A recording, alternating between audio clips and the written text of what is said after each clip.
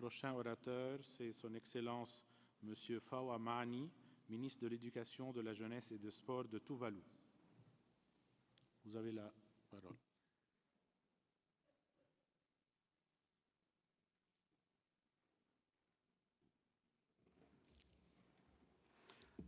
Mr. President, Madam Director General, Excellencies, ladies and gentlemen, it has always been an honor for me to participate in the General Conference of UNESCO.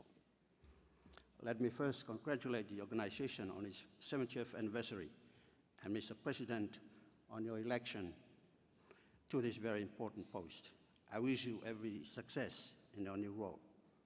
May I also take this opportunity to express my deepest appreciation to the outgoing President, His Excellency, Mr. Hao Ping, in working together with the Director General, Madame Irina Bokova, for their unrelenting efforts to reform UNESCO towards the noble success, the noble causes of peace and shared prosperity. Mr. President, on behalf of the government of Tuvalu, I would like to reiterate the importance that Tuvalu accords to its partnership with UNESCO.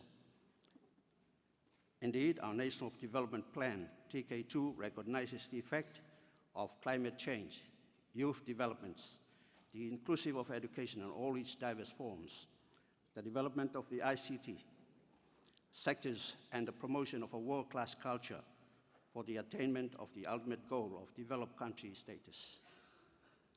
Tuvalu continues to strive towards achieving the Millennium Development Goals, as well as the Sustainable Development Goals, reflected in Goal 13 that was announced at the United Nations in New York last September.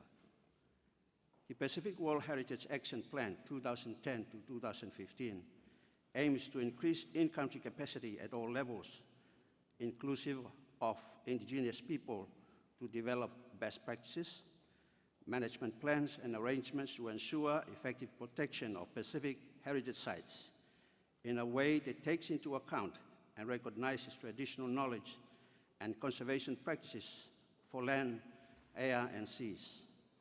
Within this action plan, Tuvalu has identified the following two actions as priority. One, create World Heritage awareness and education materials for communities.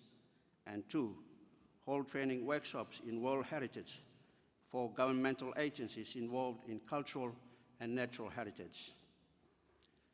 Mr. President, as a least developed country and one of the smallest island developing states, Tuvalu is fully aware of its responsibilities under Agenda 2030, as we did with the MDGs. We are planning to host our national summit to develop our next development plan, TK3, in the middle of this month, that is next week. Our national priorities, along with our framework for Pacific regionalism, will be aligned to the interregional agenda of the SEEDS, Samoa Pathway, and mainstream to the Agenda 2030 for Sustainable Development. At the outset, sea level rise is certainly a familiar topic among the 10,000 inhabitants of Tuvalu, a string of 9 low-lying atolls and reef islands in the Central Pacific Ocean.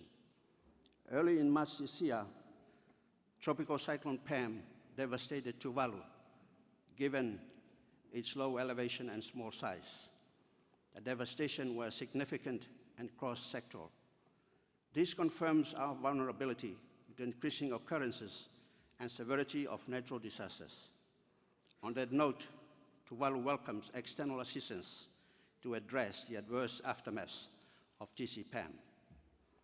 In conclusion, Tuvalu reaffirms its commitment to working with UNESCO at the sub-regional, regional, and international level to achieve the goals of organization and contributes to sustainable development through supporting SEEDS resilience in the face of environmental degradation and change, including climate change and impact on oceans, fresh water, biodiversity, and natural resources by drawing upon the strengths of the intergovernmental scientific programs, IHP, IGCP, IOC, MAB, MOST, and building synergies between scientific and indigenous knowledge. Mr. President, thank you for this opportunity.